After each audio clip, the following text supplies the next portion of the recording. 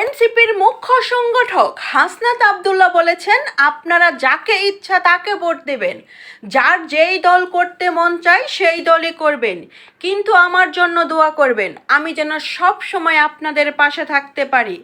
চাঁদাবাজি, ধান্দাবাজি, লুটপাট করা আমার লক্ষ্য নয়, আমি মানুষের হৃদয়ে জায়গা নিতে এসেছি।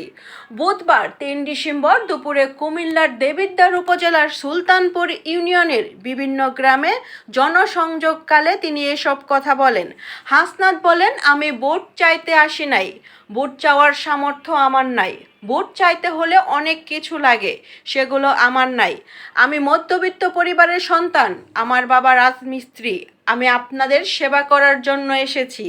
তিনি আরও বলেন, আমি পরিবর্তনের স্লোগান নিয়ে এসেছি। ২৪-এর গণ অভ্যুত্থানের পর দেশের মানুষের মাঝে পরিবর্তনের আকাঙ্ক্ষা জেগেছে।